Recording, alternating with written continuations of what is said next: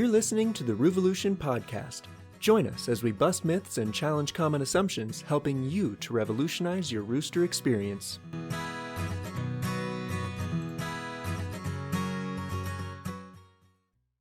So this week we're discussing speaking rooster.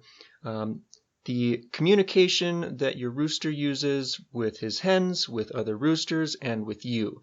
How you can identify different words, sounds, and behaviors, how you can modify your reaction to them, and how they might modify them for you. Right. There may really be nothing more informative than understanding the communication that we see from these guys. So much of working through problems and troubleshooting is going to come down to the signs they're giving us and the things they're telling us, honestly, to identify what the problem is and what we can best do about it. Yeah. Not that it's always, a communication of a problem. I think that part of rooster language is often expressing joy and happiness and even desire. Right, and actually one of the things that I see come up all the time is that the roosters are expressing joy or happiness or simply asking for something, but the way they go about it is big, and when we're looking at it through a human lens, it can be really intimidating. It's very easy to misinterpret things as aggressive when there's really nothing aggressive happening. Definitely. If a human were to communicate the way a rooster does, we would certainly take it the wrong way. Definitely. So, these are big boys with big feelings and big ways of showing them. But it doesn't necessarily mean it's saying anything bad. So maybe we could start by talking about, there's multiple things that roosters are going to do to communicate things, but beak usage is one of the big ones that comes up all the time. So there's quite a few different ways that a rooster is going to use their beak to communicate with each other and with their humans. As birds, this is basically their hands that they're using. They are going to use their beak to indicate to someone that they want them to do something, that they want them to move, to correct, all kinds of different things. And sometimes this involves nipping or biting, not always, but it often feels a little rough simply because they really don't know their own strength a lot of the time. Yeah, even the most innocent, thing that they are trying to communicate, like a desire for attention, that could come out through a beak drag. They could just simply drag their beak along your arm or hand, and unfortunately for us, our skin is not super tough, and their beaks can be super sharp, and that often results in a cut or a scrape, at minimum a little bit of pain, and that's where we, as humans, we misinterpret that, and we only see the pain. Right. A good parallel would actually be with large parrots like cockatoos. If you've ever met a large parrot and you've gone to potentially, hold them or get to meet them, you'll notice that when you offer your arm or your finger or your hand to them, the first thing they're going to do is they're going to reach with their beak. And this scares a lot of people because we see an open beak coming for our skin and we anticipate that it's a bite. Even if you're not alarmed by the approach, once they do make contact with your beak, they're checking out your finger. It's really just a test of maybe what that substance is, maybe if that ledge is secure enough to stand on, something along those lines. But as soon as they put their open beak on your body, that's where people freak out, and oftentimes I think probably recoil and maybe prompt an actual threatened bite. It's really easy to misconstrue, and it can be scary. But they are just testing, stability, confirming that substance, making sure that it's safe to step onto if that's what they're considering doing, because they really have no other good way to do this. So the same thing kind of applies to our birds. Like, they have two primary ways that they're going to be able to try to move someone else, indicate to someone else that they want them to move. Actually, I suppose three. Digging would be one. They will occasionally use their feet to kind of try to pull someone out of a space they want to be in or put something in an area where they want it. They'll also do this with their beak through just sort of hooking and pulling in a dragging motion to indicate where they want that thing to go. And they'll use the wing dance, which we've all seen, where they'll kind of drop a wing and they'll shuffle in a bit of a circle, kind of just a means of crowding to prompt movement. So we've seen an interesting example, if you want to share that with Maelstrom, with the beak dragging. Oh, I mean, yeah, he's definitely learned that, pulling on my arm, redirecting my hand to what he wants is an effective form of communication for him, and it most often, I suppose, is used when he wants to indicate that it is treat time during visits. He knows that I keep the Ziploc bag of treats in my pocket, and after we've cuddled and said hello and everything for during visit time, he'll decide it's time for treats, and he'll come up to my side and he'll start beak dragging either at my jeans, like right at the pocket, or if my hand is on my leg, he'll move my hand out of the way or towards the pocket and then start making digging motions with his feet.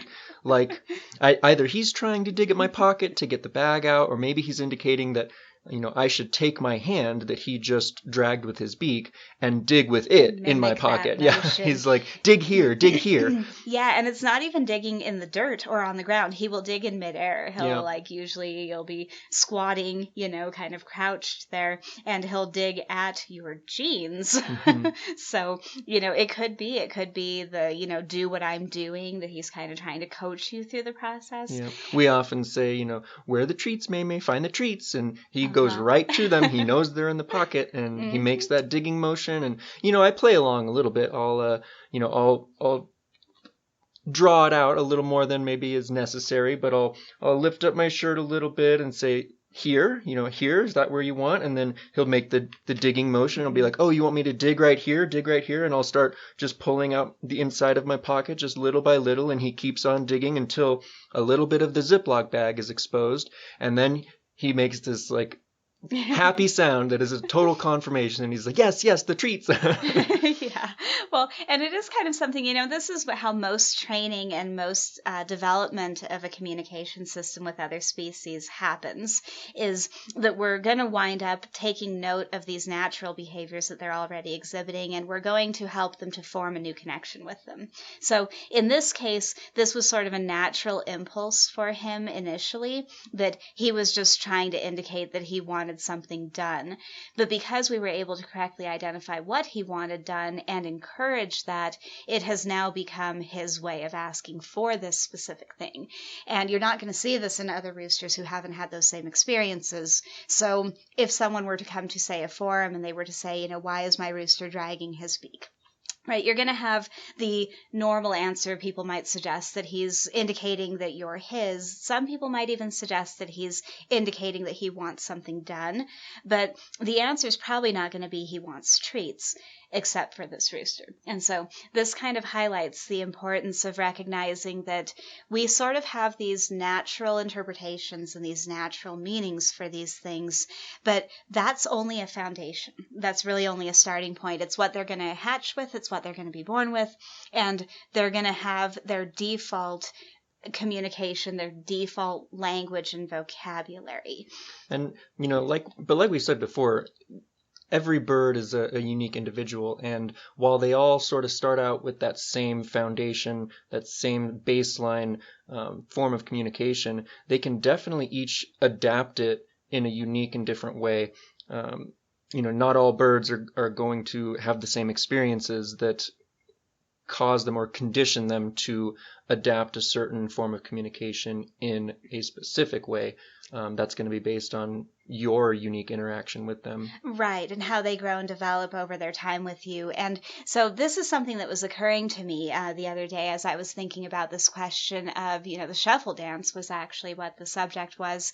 Because so often when that dance comes up, where they'll drop their wing and they'll do the half circle and the little kind of side kick, that is almost always interpreted either as what it would mean to a hen or what it would mean to a rooster. And this makes sense because that is their natural vocabulary, and that is likely to naturally be what that thing might be used to express. But the problem is that they're not in a natural environment. They're in an environment where they're having to learn to communicate with a different species.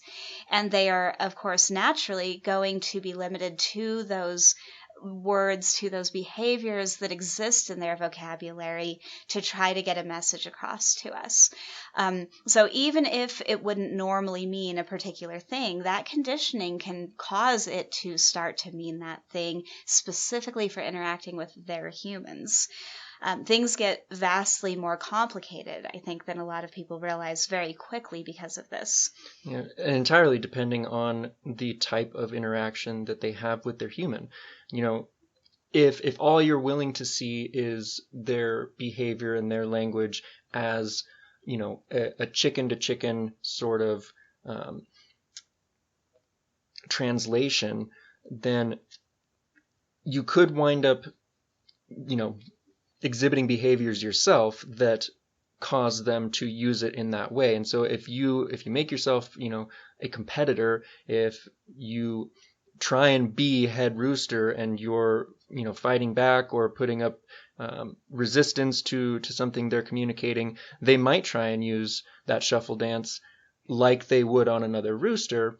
But if they have a different experience to go off of and learn from, and they can kind of create, just like Sarah said, that whole third category. Right. And so what we kind of need to do is we need to zoom out here and we need to look at what category for a rooster would that behavior naturally fall in. So, for instance, when we talk about something like digging is going to be something they do to unearth something they want.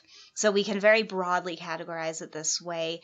Now, if they find themselves interacting with a different species, in the same way as, if you went to a different country and you didn't speak the language, you're not going to try to just use English words. You're going to try to kind of pick the thing that you think most accurately indicates what you're looking for. You might point, or you might, gesture to a watch while saying these words.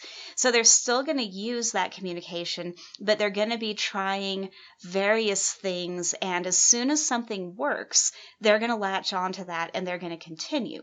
That light bulb's going to go off. These are very social animals we're talking about, and they're very capable of adapting these behaviors. So the first time that they dig, say, at your leg as you're sitting in the run, and hopes of letting you know that they'd like something good to come about, they'd like to find something good, and you pick them up and they like to be held, they're going to make this connection that they can dig to unearth cuddles. So So just like, and again, going back to each bird being, different from the next, the hens have learned at this point that the digging at the leg leads to us picking them up, putting them on our laps, and they get cuddles. Whereas, Mei, like we just gave the example, he's learned that digging at the jeans, digging at my leg, is asking for treats. Right. So they're both, quote, unearthing something, but it's different things that they're unearthing depending on what they've sought out. So Mei has taken an interest in actually trying to find the treats himself. The others haven't. Mm-hmm. So for the others, this is just kind of a, there's something I'm trying to bring about here. And the digging example isn't accidental. We also have quite a few of our hens have learned this now, that they dig to ask to have attention. That's just their go-to. They'll walk right up and they'll start digging at your leg and they'll wait for you to pick them up. And it has nothing to do with foraging, sort of to do with foraging. They're foraging for attention, is what they're doing. And it's not because, it's really just that it's limited to those things. There are just going to be certain ways that they have to express this. It occurs to me, actually, this happens in human languages too, where there are certain sounds that if you didn't grow up saying them, you're not going to be able to imitate them because of palate development and various, more detailed things. But it's almost the same sort of issue here, where they grow up with this kind of locked-in language. They're not going to be able to learn to imitate human words because of vocal cord limitations. Parrots can, and can do so surprisingly well, but they're still going to be limited to this kind of body language kind of communication, or alarm calls, or natural sounds and behaviors they would normally exhibit. I don't want to derail here, but, that being said, I do think that they even make an attempt to mimic the sounds that we make, that they can try and mimic. And, one thing that I've put a lot of focus into from the very beginning was talking to them in a way and making sounds and mimicking their sounds to just really drive home the point that I'm trying to communicate with them. I'm not able to mimic all of their sounds. I certainly don't even know exactly what they're saying, what those words mean. But over time, when they see you trying to communicate with them, they're going to be more open to and willing to try to communicate back. And the thing about the vocalization thing is that, if you try and make all of your sounds in a, I don't know, a key or register that they would be able to mimic, then they're probably more likely to try and mimic back. Right, you're sort of priming that language development, and it makes me think of how, when we're trying to direct one of the boys or girls to something on the ground or a snack or something we want them to do, we'll tell them, look, look, look, but we say it much like a tidbit, so it becomes look, look, look. And so there's almost like this bridge being formed where we're taking something that they would naturally use to communicate that, and we're blending it with something a human would naturally use to communicate that. And by this mechanism, you can kind of get to a point where they learn that look, look, look is the human version of a tidbit, and that we're calling their attention to something when we say that word. But we do try to stay in that, like we said, like that pitch. Like a chicken is never going to be able to, make the deeper sounds. They can't sound like this. So you don't want to sound that way in your regular interaction with them, because it's just so foreign and something that they just can never achieve that it's almost like you're making it a lost cause for them to communicate with you. Right. Whereas, what for a lot of people, what starts as just general baby talk because they're chicks and they're so cute and we just want to talk to them like this, that can actually be a really good strategy and method to again prompt them to try and communicate back. Like, they don't understand our words necessarily, but they can over time associate those sounds with a certain meaning, and while they may not be able to mimic our words and our language specifically, I've seen a couple of them start to mimic sounds that I make. Maymay in particular, he's the most talkative of the bunch to begin with, but especially at bedtime, he and I will get into this funny little argument, I guess. Sometimes he gets a little attitude, if we don't snuggle him first at tuck times, he'll turn around and face the other way and get this attitude like, well, then I'm just not going to be a part of it. And then I plead with him and I'm like, Maymay, come on. Oh, like, what's the reason for that? And he's started mimicking, that sound like, oh, and it's funny, but it's so clear that, that's not a sound he ever made before. It's not a sound that any of the other birds make. And I don't think it's one that they would naturally choose to make for any reason other than to, communicate with a human. Well, and even the behavior, is quite fascinating because none of the other boys do this at roost time. It's a very Maymay specific thing, and it really feels like it is designed to be almost a game. It seems like because he essentially kind of got rewarded with attention the first time he did it, and he found, oh, Papa's talking to me a lot now, and he's getting excited, and this is kind of fun. It feels like he does this intentionally just kind of to get a rise out of you, honestly. Because then when we trade, we always, one of us will sit and kind of say goodnight and give cuddles to two, and the other will take the other two. He usually starts with Maymay, and Maymay will have this argument and refuse to turn around, and they'll go back and forth and back and forth. And then we switch places. He finally goes, okay, fine, be that way, and we trade. And Maymay will calmly and quietly stand up and just immediately turn around. And I've been teasing him, that I think that he's just kind of prolonging the engagement. He knows that he's going to come back and give him cuddles as soon as I get him to turn around. So we're not entirely sure what really has driven him to take to this so heavily, but it's just kind of an indicator of how important our engagement and our responses to things are when it comes to encouraging or discouraging certain behaviors. It's really all in what we see in it and what we allow it to become, because they're not locked into these, hen and rooster communication kinds of systems. that's just their toolbox, and it's what they're going to take from to learn to communicate with us. But from there, it's really a very complex thing, and it can evolve in very, very interesting ways depending on how we engage with that. Definitely. So going back to some of the forms of communication that can be misinterpreted and taken the wrong way, and again, relating to the beak, a peck or a bite that oftentimes causes us a little bit of pain really isn't intended that way. So often, when I let the boys out in the morning, Ginger is the first one to run out, and he's so excited. He drops his wings and shuffles right up to me, and I'll usually reach down to greet him and give him pets and everything, and I'm usually greeted with a peck, a pretty hard peck to the hand. But after seeing his behavior following that peck and me not retaliating, it's so clear that it's happiness. And if you look at videos of other roosters interacting with hens, when they come out of the coop in the morning, oftentimes they'll do the same thing to maybe their favorite hen. They'll run up to them, so excited to see them, and they'll peck them in the back of the neck. And that doesn't hurt a hen because they're covered in feathers, Right. but for us it might cause a little bruise or a little scrape. Yeah, well, it can be a greeting, and you know what it reminds me of is it reminds me of when you see like little toddlers and they have a new toy and they're so excited about this, and they respond by slamming that toy on the ground or hitting it against their thigh repeatedly, and it's almost this kind of violent expression of enthusiasm and engagement. And there's a little bit of debate, I guess, in the scientific community at the moment. It's agreed upon that chickens in general, and including roosters,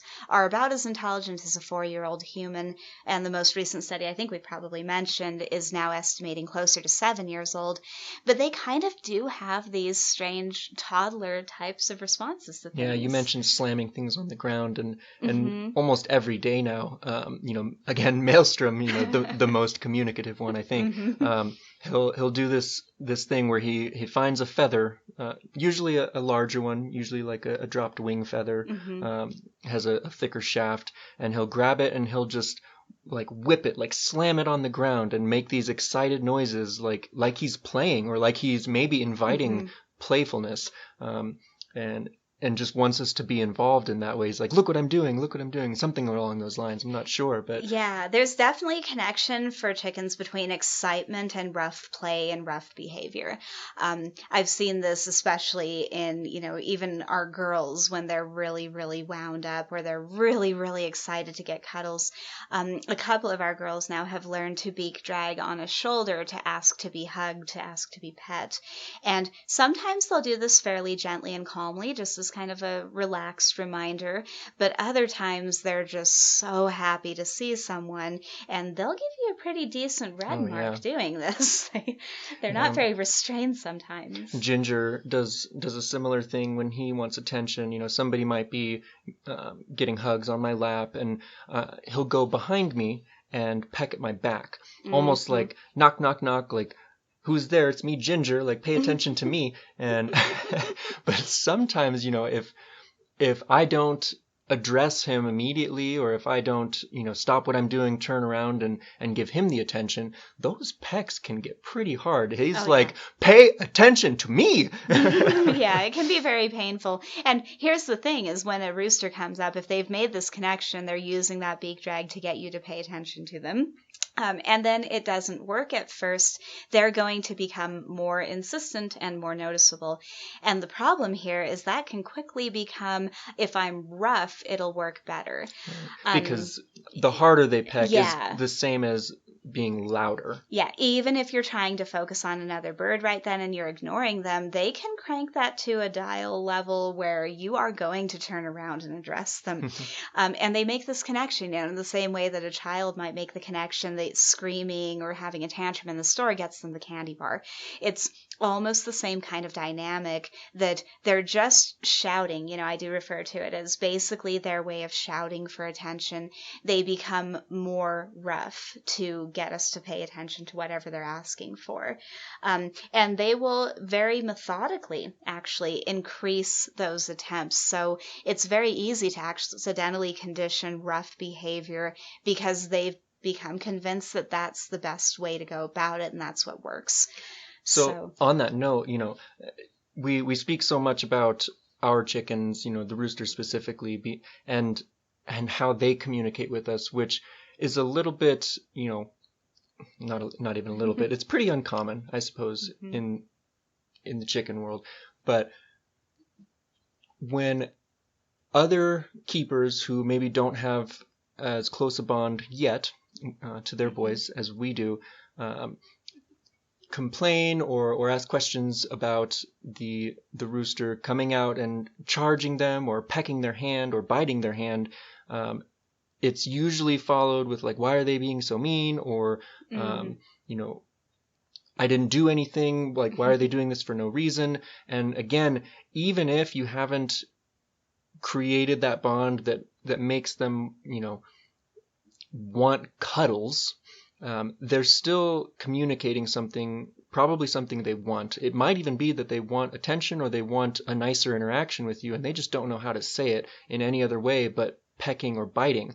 And unfortunately, a lot of people, instinctually so, react to that by pulling away, or by taking that as a, I don't know, a sign of attack, and they attack back. But on that, I just wanted to mention that, like, if we could stop and see it as a communication and nothing more, and specifically not recoil, a lot of these injuries that a lot of keepers are seeing wouldn't even happen. One of the biggest things that we learned is that when the boys were younger, going through puberty, and they would make mating attempts on almost any bare skin, but particularly hands. At first, we also pulled away immediately, and we got the cuts on our hands, and they'd bleed and all of that. But one day we had to know what they were doing, what they were trying to say, and held our hand still. We held it through the pain and found out that it was, in fact, a misguided mating attempt. Yep, climbed right onto a forearm and started in with the butt waggle, and that pretty much identified that one. But what we found is that, when we don't react so instinctively like that, when we don't pull away, their bite doesn't actually do too much. It hurts, don't get me wrong. It's certainly a decent pinch, but it doesn't break the skin more often than not. If we can hold our hands still, they might latch on, or if it's just a hard peck or a short-lived bite, it almost never breaks the skin. It's the pulling away that causes it to shred instead of clamp and pinch. Right. And so not only will waiting, allow us potentially more information on what's actually going on and what they're trying to say, but from there, we have the ability to guide that, to encourage different outlets, different behaviors. One of our girls actually is a very good example of this, because if she doesn't get responded to in time and she has to wait too long for attention, she will resort to very, very sharp nips, even through denim. She can pinch skin like nobody's business, even through jeans. And the interesting thing with her is she never used to do that. She went through a period of time where she was pretty much the only one who wanted to be cuddled. Everyone else was molting at the time. And she kind of had a monopoly on the lap, and all she had to do was her dig, at a leg to get picked up, and that was all well and good. Then all of the other girls sort of started getting on board again, and she found herself having to share, having to wait, and started feeling like the dig wasn't always effective, because she'd come up and dig, someone else was on the lap, and I'd tell her, no, honey, you have to wait, it's not your turn yet. And she took first to going around to the back of my pants and plucking rhinestones off of my pocket, which may actually initially have, again, just been curiosity, just a hen seeing something sparkly. But what happened is, when I realized what she was doing and became afraid she might swallow one, I turned around very immediately, and my focus went right onto her, and the other bird left my lap because I was distracted and moving around. And so that became her new go-to. As soon as she had to wait and she wasn't getting her way, she'd go directly around to look for rhinestones on my pocket. Then one day I pulled off all the rhinestones myself so that she couldn't do this anymore. She went around, looked at the pocket, looked horrified, thought for a moment, came back around and started again with the digging and beak dragging, but much more furiously this time, and she happened to manage to nip. And that prompted me to lunge forward, basically ejecting, and yelp and go Lotus. And of course the bird on my lap bolted, and she went, wow, that was super effective. And so it's really fascinating the way that we can sort of accidentally condition these things. Regardless of what it meant at first, it can so quickly take on a different meaning. And if someone were to see her doing that just, in isolation without any of that backstory, she would look mean. She would look like she was just being violent unnecessarily.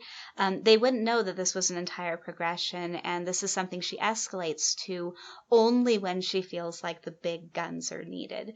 And it's really pretty cute because she's certainly not trying to hurt. She's just going, this works so well, and thinking herself very clever for it, I'm sure. Yeah.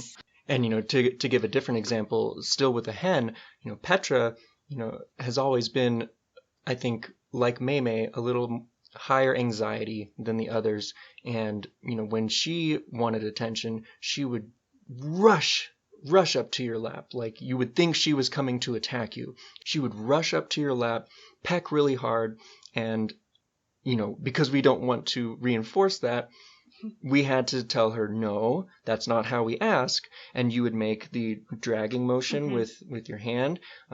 You would also take the opportunities that the other girls would provide by digging at your lap. And when you pick them up, you'd be, good girl, that's how we ask.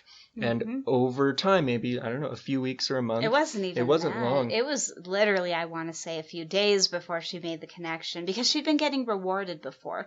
I realized that she was stressed and anxious and all of these things. So when she'd run up and she'd peck like that, my go-to response would be to pick her up and hold her like, oh my gosh, calm down. It wasn't really meant to be a reward. It was more just a recognition that she needed to step away for a minute because she was, a little out of control. But it turns out that was actually what she was looking for, so she just learned that this works perfectly for getting it. So once I realized that this might be conditioning this, as you said, I stopped rewarding her for that, made a point to not pick her up following any of those hard pecks, and instead would say, no, ask polite.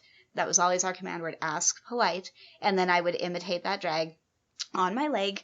And of course, because they're very social, they're very quick to imitate things they see others doing. So it didn't take very long before she just kind of by reflex did that thing. And then I picked her up and said, good job, and gave her the cuddles that she wanted. And every day, probably maybe no more than a week, I want to say, we went ahead and just didn't pick her up when she pecked, made the dragging motion, told her, ask polite, how do we ask? And as soon as she got it right, we'd pick her up and reward that. And these days, she pretty much only pecks my hand when I've just removed her from my lap and she's not ready. It's more of a scolding desperation thing now than it used to be. But it is astonishing how quickly they will learn these things. They're always watching to see what the outcome is. And if they make a connection that it gets them something they want, they're going to lean into that hard and quickly. Definitely. So we may have started to ramble there a little bit and got off on a little bit of a tangent, but we wanted to talk about the natural behaviors, the ways they communicate just with other chickens and what those might mean, right? Right. Basically just as a starting point, because we do need to know the vocabulary before we can consider the ways that it might be being adapted for use with us. So starting with the feet, we talked a little bit about the foraging, the digging when they're looking for something. Feet, of course, can also be used in kicks. Kicks are going to be usually, for most situations, they're going to be an attack. But kicks are one of those things that can be adapted as well, and they can be used just to indicate that something is an absolutely pressing, serious situation. Basically, we talked about them shouting. This is screaming. So if you see those kicks, that can be concern, that can be a worry about whatever they're targeting there, but it can also be just a really, really intense, desperate attempt to get attention or to communicate some problem. The one thing that is certain is that that's going to be a sign that they are very upset about something. So Moving from there, we have the flaring. And the natural reason that a bird is going to flare is going to be some kind of a show of status. It's going to be an attempt to intimidate. So you're going to see this when roosters are challenging each other, even from some hens. But it's always going to be an attempt to puff up, an attempt to look bigger in nature, and an attempt to be overwhelming to the other bird involved. But this, again, can be adapted, and I've seen, expressed in some very strange ways. Our boys will do it almost as a way of sticking their tongue out at each other just to kind of feel like they got the last word. But always behind the back. Yes, we know this because they will calmly move into the blind spot of whoever they're preparing to do it to, confirm that he's not looking, and then they'll whip their head towards him very briefly, poof up their neck feathers, drop them, and walk away like nothing even happened. It never turns into an And attack. if they get caught, oh boy, then they're like, they dart away. They're like, oh no, he saw. They bolt. And so here we have a behavior, that would normally be meant to be seen, that has been adapted specifically to not be seen. Just maybe a good example of the nuance that can be involved here and why it's so important to look to other cues and other behaviors to confirm this. So I suppose the next example would be, the types of pecks you might see. So for the most part, you're going to see either bites, fast or clamped. The fast bite is usually going to be a sign of annoyance. It's usually going to be a stop that right now. They'll do this to other birds too, and this is usually the ones that pull feathers when they're really upset with somebody. But they can also do this to tell us that they're upset about something. They can do this to say, I don't want to be touched, even apparently just because they're feeling neglected or overlooked or because their feelings are hurt. We've come across this with one of our boys who didn't feel like he was getting the equal attention to the others, and again, we confirmed this by ensuring that he got the same kinds of cuddles we were at the time giving the others. Because he was biting, he was being kept a little bit at a distance. It kind of became a vicious cycle. But one day, it just felt like, even if it winds up being an injury, I can't stand seeing him doing this anymore and seeming so insulted and hurt, and went ahead and got him right up by my shoulder and face and hugged on him and told him he was a good boy. And no joke, those bites stopped the same day and did not resume. So, strange explanations can come up when they're trying to talk to us. As far as the hard and fast peck, that can be, in the flock, I would say that that's pretty much always going to be scolding. It's going to be trying to tell someone to stop what they're doing or trying to remind that they're in charge, something directive with that one. And so within the category of directive behaviors, a way that we can see this expressed is when they're, for instance, upset that we're leaving and they feel like we should stay longer, or upset that they've been removed from a lap and they felt like they wanted to continue. So it's still scolding, but it's not pecking order scolding. It's not I'm above you. It's nothing like that. It's just I am correcting you for doing a thing I don't want or didn't like, or not doing something that I do want. Yeah, and on that note, a lot of times we see this not really relevant to the pecking order as it is between each other, but sort of a feeling of that they've been wronged if we're showing someone lower in the pecking order, more attention, or maybe just attention in the wrong order. Like I really think that, we have to respect the pecking order. That can mean showing attention to the head roo first, and then number 2 and number 3 and 4, and in order. And if it's out of order, if we show a lower boy attention first, the head roo oftentimes will get annoyed by that. He'll be insulted by it, and he'll direct us to show attention to him instead. Right. So that closed beak peck is really more along the lines of a scolding that says you're out of line. And so, yeah, a bird in the flock can be out of line for a number of reasons, in the same way that they can feel like the human in their life is out of line for a number of reasons. And that could even just be telling them that they can't have that piece of your burrito that they want. I mean, there can be so many unnatural drivers for that once you introduce that unnatural relationship. So moving on from there, you've got the open bite that clamps and holds, and that's, in my experience, always a mating-driven thing. This is the same thing they would do to the back of a hen's neck feathers to hold on and mount her. But of course, without feathers, they have no choice but to grab skin, and it can wind up feeling very aggressive and very much like an attack. Especially since sometimes there's a bit of a shake involved. Like they'll grab and clamp and, whip their head a bit. Right. Like a dog with a toy, Right. playing tug of war is a really good visual there.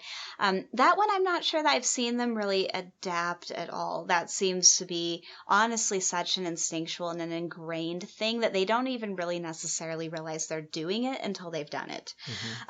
It very much takes them over and they have to just run with it. That being said, I think they can adapt it in a certain way. After allowing so many mating attempts and bites on bare skin, we've just taken to expressing our discomfort as we normally would as a human.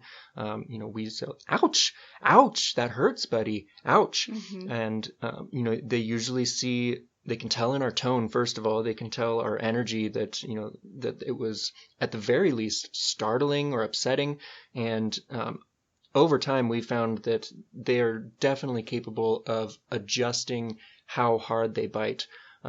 Daisy in particular and Morgan at this point, they both know the word gentle, and they sometimes it stops them from making the mating attempt altogether, and other times they'll go ahead with it, but they'll be so gentle that they can't even hold on to the skin anymore, and he slips off and foils his own attempt at the mating attempt. Right, exactly. Well, and this is actually an adaptation of a very natural behavior too, because this is the same way they learn from hens what works. And again, they're going to be limited to those natural processes, at least unless we help them learn a different one and we work with them to develop that. So them defaulting into these things doesn't mean that that's who they think we are. It doesn't mean that they think that we're a hen in the flock or a rooster in the flock even necessarily. Although I do think that we can do certain things to at least communicate to them that we should be regarded as one.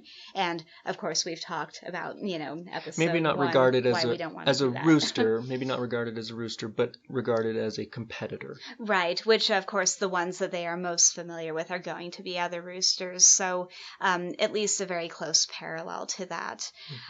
So another behavior that they'll do that can sometimes intimidate keepers is that charge, running up.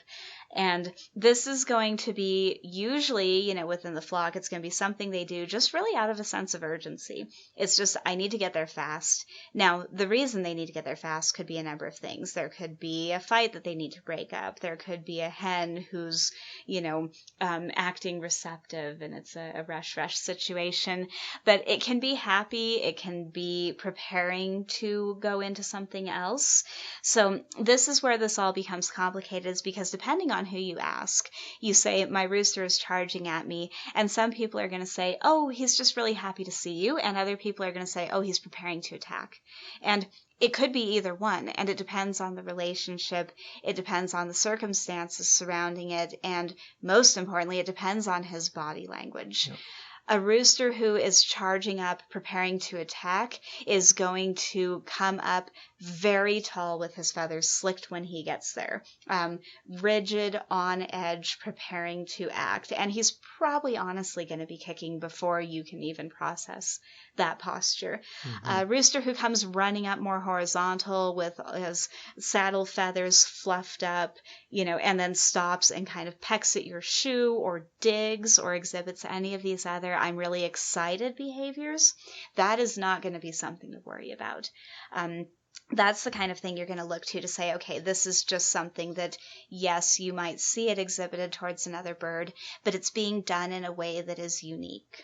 That, on that note, so often we hear of that behavior being displayed, but then the keeper's response to it being one of fear and retaliation, and it can so quickly for the rooster, it can so quickly switch from, expressing that happiness and Hmm. excitement to see you to defensiveness and a need to attack. And so as a human observer, so many keepers wind up associating that initial run up and wing drop and biting at toes with the next response, which is only a response to, the human's retaliation. Right, right. A lot of times, if we do misunderstand that initial action, it can, again, kind of warp around and wind up conditioning a different meaning when it really didn't have to be that. Actually, Like an the two aren't example. even connected. Yeah, an example that comes to mind actually would be Daisy. And Daisy, with the pecking, actually, he had a period of time there where he would almost always, upon getting onto my lap, peck me on the cheek. And this is the sort of thing that might really startle or scare a lot of keepers. If you get that rooster up near your face and he bites your face, or it looks or feels like he's done that. Now, he was never breaking skin, but, he's strong and you could tell it had happened. And it took a while before I made the connection that the thing that I do immediately when he first gets into his hug position on my lap is I kiss him on the earlobe. So I am actually pretty convinced that he was attempting to mimic my behavior. He had connected that this is something we do when we're happy to see each other and we're feeling friendly and it's a greeting. And he was doing his best, I think, to imitate that same greeting. And as soon as I drew the parallel, as soon as I recognized that this is exactly what I do to him. Same thing with the beak clicking. We make the very similar sound when we go when we kiss on them. It sounds very much like when they click their beaks. Yeah. So, And Mei's done the same thing as well. On occasion he'll peck right on my lips, and we kiss them right on the beak, and so it's just a mimicry of what we do to them. And additionally, so often when we come into the run, I greet them by bending over, getting lower to the ground and closer to their faces. And several times now, Mei has hopped up and pecked me right on the cheek. And I'm convinced that, this is just his way of saying hello, that he's excited to see me, because we so often, give them a little peck on the cheek. We modeled it. And it's Yeah. actually just in this moment occurring to me that he went through that period where he was pecking you on the top of the head. He was wanting you to offer the top of your head to him. And when you did, he would jump up and peck it. And it was very baffling. But I'm just thinking back to some photos that I was looking at earlier today where you're kissing him on the comb. And you do often crouch down and, get him into kind of pulled close to your chest. And the first thing you'll do is give him a kiss on the comb. And I can't help but wonder if that's not an attempt to mimic that too. I think so. But we do model some of these behaviors, so we have to be very aware of, basically not reacting until we're sure what's going on. Honestly, it's so easy to take things in a bad direction when that wasn't ever necessary. If we make assumptions or, conclude that just because this is how they would be using it with a different flock member, that it's how they're using it with us. Yeah. And while we're on the subject of pecks,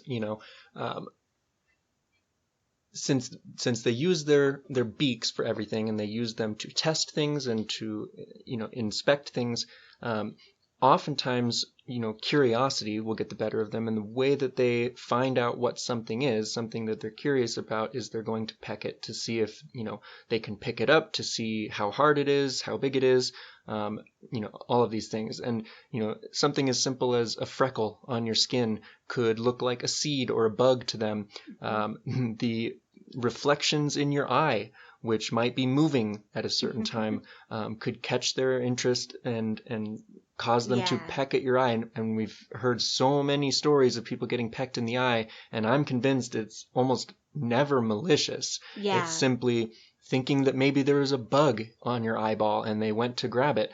I just got pecked in the eye the other day by Ginger, and again, no major damage, which if it were an attack, they could easily totally blind us. Definitely. But when it's a curiosity peck, when they're trying to inspect something or investigate, if they think it's a seed or a bug, they're so precise. If you've ever seen them, eat their food, they're picking out an individual piece among many, and they have such precision and dexterity with their beak Yeah. that they can get that exact one, within a fraction of a millimeter, and they stop, shallow enough to not break the skin and all of these things. So Daisy has preened my eyelash yeah. on a couple of occasions.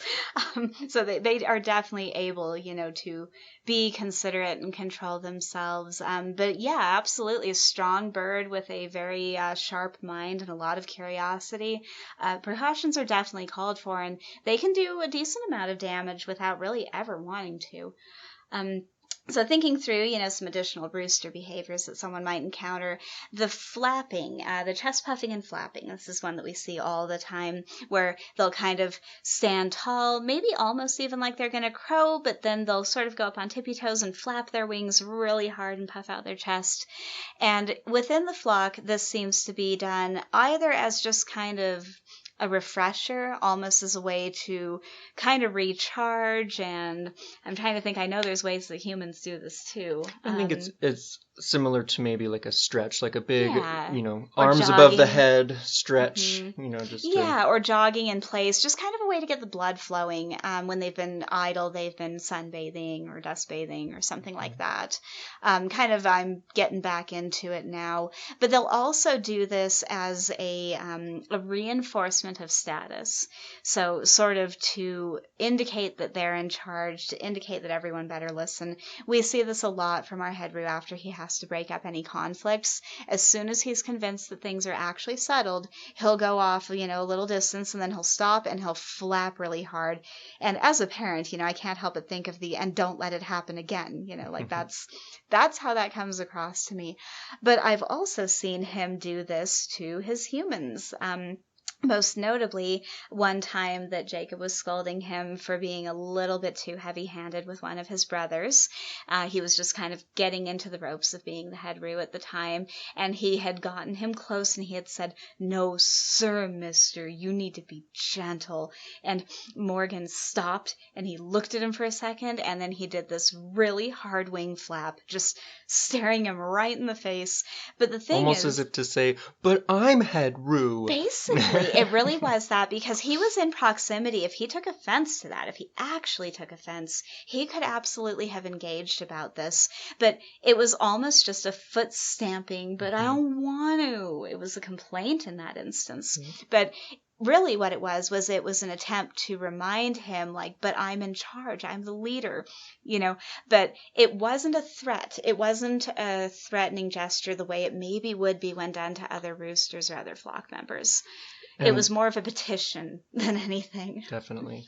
And, just to point out how nuanced these behaviors can be, a wing flap can be a show of dominance or a show of status within the flock, but it can also be a overwhelming, show of excitement or joy, that they're about to get something that they really want. We often see this when we just open the door and we're coming outside for visits and they see us coming. They'll all run up to the door, and oftentimes they'll let out several flaps. Yeah, like they just can't wait. And kid jumping up and down on Christmas, basically. And so you might also notice that from time to time your rooster may go into a particular corner or a tucked away area and crouch down very, very low and start making sort of a chortling, chattering sound, often while pointing his beak repeatedly at the ground, almost like he's indicating something. And a lot of you probably know this is a nesting behavior. This is what they do when they're trying to show a hen where to lay her eggs. Where this gets a little bit more nuanced and tricky is it's also often something that keepers will get concerned about, because they're afraid that if their rooster is doing this to them, it means that he sees them as a hen and that this is going to lead to future problems down the road. I'm absolutely certain it is not that they're seeing us as a hen when they do this. We see our boys do this all the time, and every single time that they do it, it's in a situation where they feel like they are competing for our attention or we're getting ready to leave. Yeah, so it's kind of just a way that they can do something nice for us. They know that, finding a good nesting spot is a great way to show that they care about their hens or care about someone they care about. Right. Exactly. And so with the nesting behavior, this is not only a way to direct hens, right? So to direct a flock member and call them to a certain place. It's also a way to demonstrate that they are the better pick, right? They're the better provider. They're the better mate, any of these things. So when a rooster finds himself in this position where his human is distracted by one of his other flock members or brothers, and he wants their attention and he wants to pull them away, it's only natural that he's going to go to the existing behavior that not only leads a flock member to a different place, but is a competitive show against that other boy of, I can take better care of you than they can. So again, not because he thinks that we're a hen, but because it's the closest thing he's got to get his goal, which is really just to move you away from the competition to focus on him. Daisy will do this regularly when he's kind of sulking, when he's wanting to kind of guilt trip me into stopping visiting someone else and moving over and paying attention to him. Almost certainly because it's a very cute behavior, and he's realized that when he does it, I go, "Oh, Daisy, let me come look," and I show up. And the same thing with Ginger. When we prepare to leave, he runs straight into the coop. He starts making a nest because it breaks our heart to ignore such a sweet gesture, and he knows that this is a surefire way to stall us and pull us to his location. Yeah, and it's not like he has any other motive behind it. Mm-mm. It's not like we humor him and we go and we see his nest and then he attempts to mate. It's nothing like that. He really just wants to impress us and draw our attention to him. He wants one-on-one attention, and he's learned that that's a good way to get it. So it was, again, one of these things that started with just throwing a dart, picking the closest natural behavior he could to try to get what he wanted from us. And once he saw that it worked, he continued. And so another one would be the shuffle dance, the one that set off the whole idea for the topic, because it is so, so commonly seen as a bad thing. Either it's that they think you're a hen and they think they're above you, or they think you're a rooster and they're competing with you. And it really is neither, but they can absolutely use it to indicate a whole slew of things.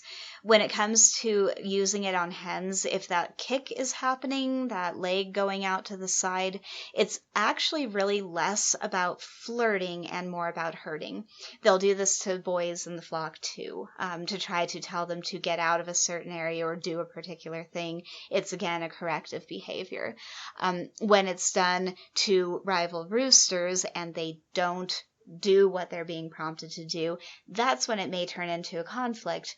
But the shuffle in and of itself is really just an attempt to control a situation amongst the flock, and isn't even in itself a terrible thing. But it's, like you mentioned with the nuance, of the kicking of the leg, to distinguish that as a herding behavior, HERD, herding. Right.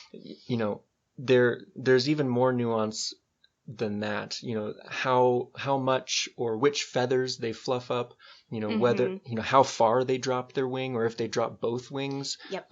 Makes Very a big true. difference. And we've noticed certainly that with our boys, when they do this dance to each other, their feathers are usually far more against their body, far more slicked, and that wing drop is much more pronounced. Whereas when they do it with us, it might even just be a fast half circle run around us to greet us, or they'll lift their saddle feathers really, really high, and the wing is just barely down.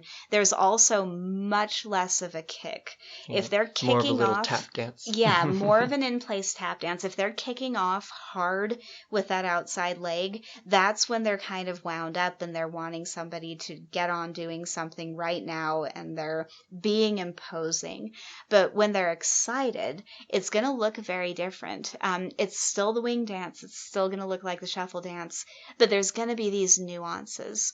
And so the best way to explain this one, it really is like a dog wagging their tail, in that it can be a happy show of excitement or a negative show of excitement, like excitement that you get when you're anticipating a battle, or excitement that you get when you're frustrated about something. It indicates an excited state of being, but what they're excited about can vary tremendously. And so it breaks my heart, to hear people saying that their rooster challenged them by shuffle dancing, and that they, ran away, or they pushed him away, and they come back and they report that he's never done anything like this. And so many recommendations of people telling others to kick the rooster that just ran up to them and shuffled them. Well, and very few people get any kind of history. Sometimes I do see this volunteered where they say, he's been so sweet, he loved to sit in my lap, I don't understand what happened.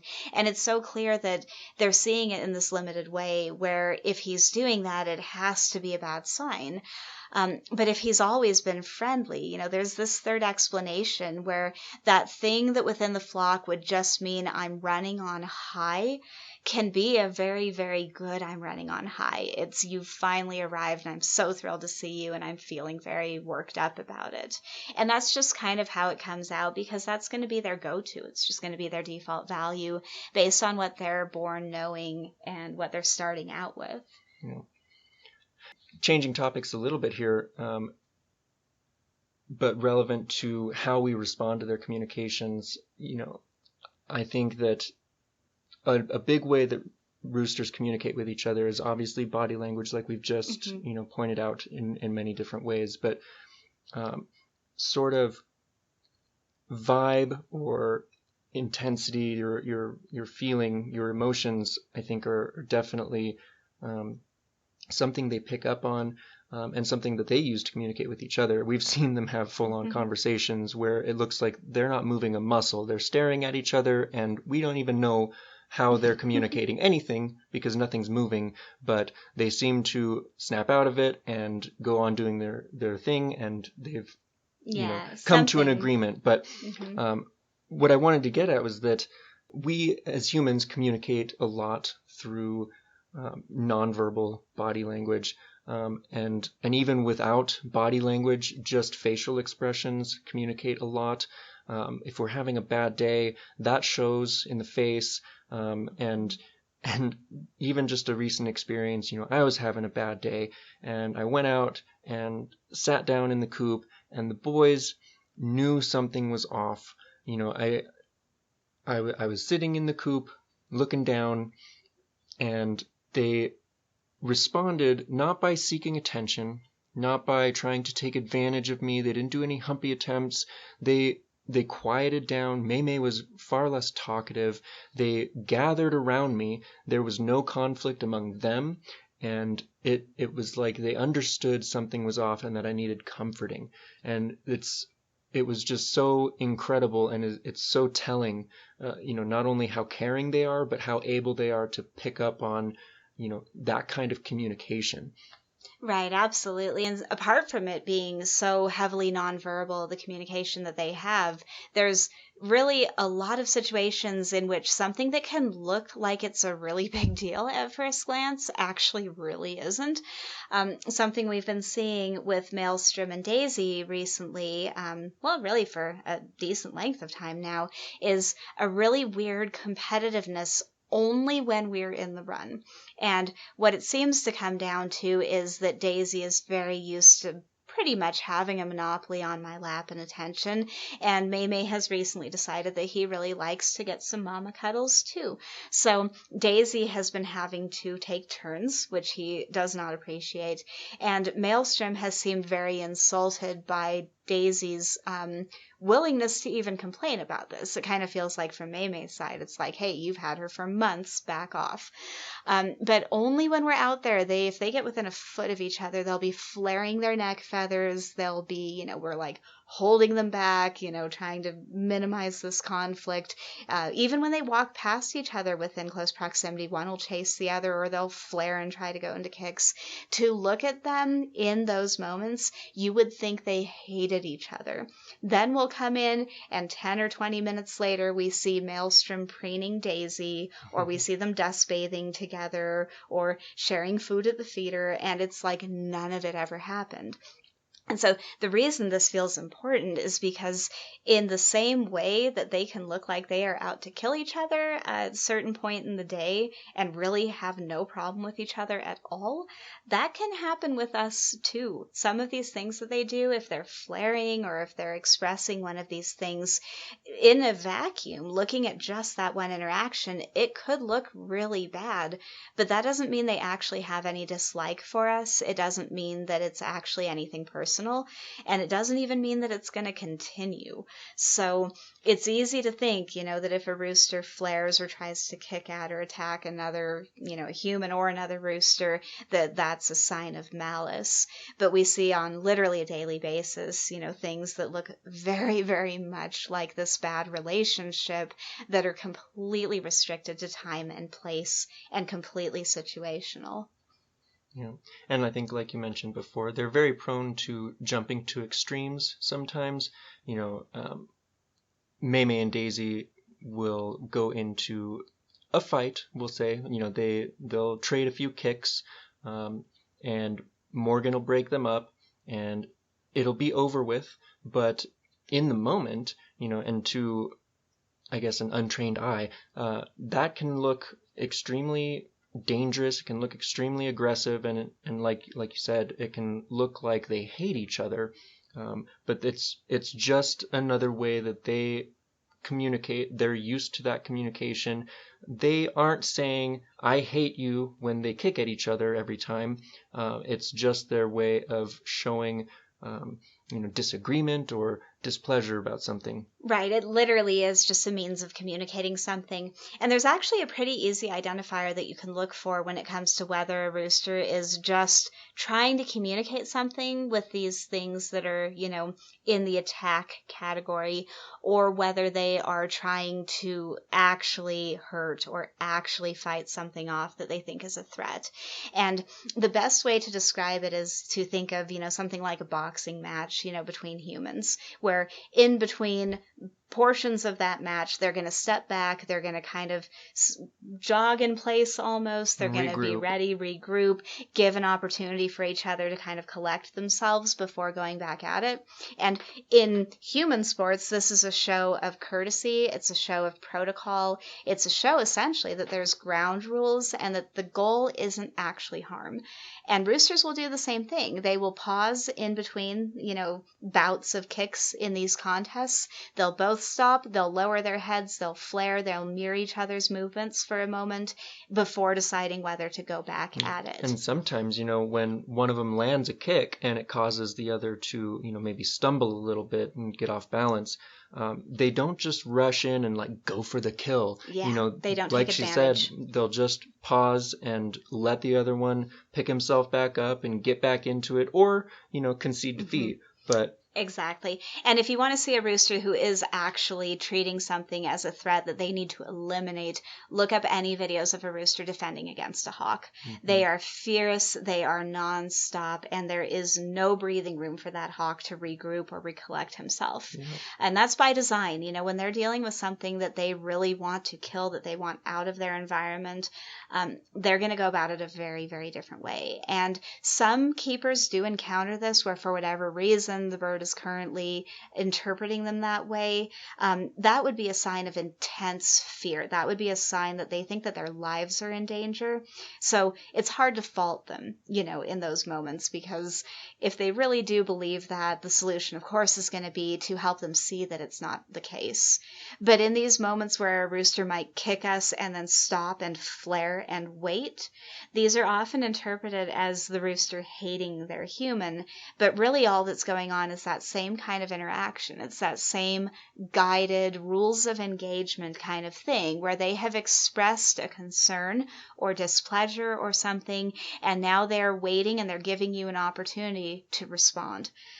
they're doing that because they specifically are not just looking to hurt you. They're actually seeking a resolution, and they're making a space for that to happen. If it doesn't happen, they may go back at it and then pause again and create another opening. So this is really actually an invitation to solve the disagreement, not an attempt to just mercilessly harm or run anyone off. Yeah. Yeah, there's so many ways they communicate. Another behavior that they exhibit with each other, whether they're in a mixed flock, or a bachelor flock, or, they're interacting with us, their keepers. Preening is another thing that they do to show that they care about another, and to express, I guess it's a form of affection, I think, because a reinforcing of bonds, yeah. I might say, and group belonging, group status. Yeah. I mean, like you said, Maymay and Daisy will often go at each other when we're in the run, but then preen each other when we're not there. They'll preen us, like you said. Daisy's preened your eyelash. Morgan preens my beard. Maymay preens my hair. Yeah.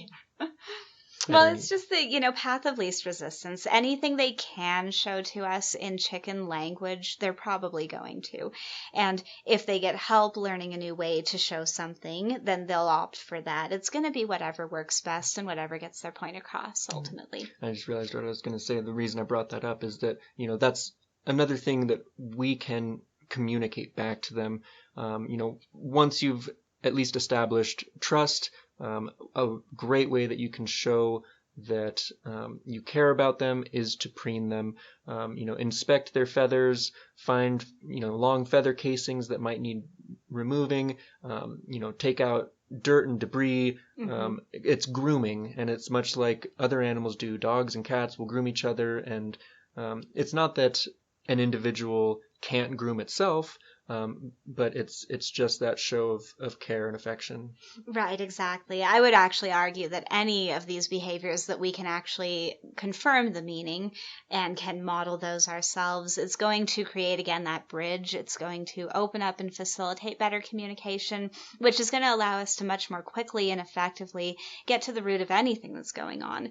It enables us to support them in a better way. It enables us to address their problems, in the same way that speaking the same language as another human allows for deeper and more meaningful bonds. Yeah, on top of reinforcing bonds, it creates this overwhelming appreciation as well in certain situations. If you've taken the time to create that bond and that trust, and they'll let you preen them, that it's a great way to prevent health issues. But when you do that, they're so appreciative of it. Just the other day, I saw something on Morgan's eyelid, and it was just a speck. It looked like it might be a crumb of food, or maybe a bit of feather casing that was stuck there. And so I told him, help. Will you let me help you? And he's used to this at this point, but I was able to get there with my fingernail, get close to his eye, and grab this tiny little speck of a thing that I thought would just brush off, and it wound up pulling out, and what came with it was an entire feather that, if unraveled, would probably be a few inches long. And if I didn't do that, if I didn't preen him in that way, that could have developed into something, far more threatening. Right, that could be a topic in and of itself, the strange things and situations they get themselves into, and ways that we can help them with that. But there's just such a benefit to having the best finger on the pulse that we possibly can of things, because there is a communication barrier, and it's hard to understand another species. So the more that we can withhold judgment, the more that we can put ourselves in the position of assuming that there is a reason for the things we're seeing, that it's not actually designed to be mean, that it's designed to tell us something, and really putting our focus on figuring out what that is, so many of these problems really do just vaporize. It's all about having that understanding. Absolutely. So I guess the takeaway here really is just that research is excellent. Natural behaviors are absolutely fascinating. I would encourage everyone out there to look into it as deeply, as heavily as possible. But at the same time, I would urge not finding yourself in a box, not getting locked into that, because it really is a starting point.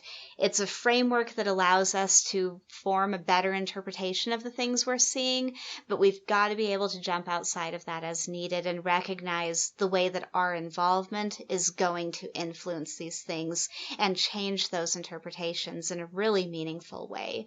So the next time you see your rooster charge you, or you see him do a dance for you, or he pecks or bites your hand, don't panic. Don't see it as necessarily a bad thing. Even if it's a rough behavior, that doesn't make it a mean behavior. And take a step back and get excited about looking at all of those potential explanations, because you might just find one that's really special and really fascinating and unique to the two of you. Absolutely. All right. Well, I think that's going to wrap it up for this week. Thank you once again for listening, and we hope to see you on the next one. Take care.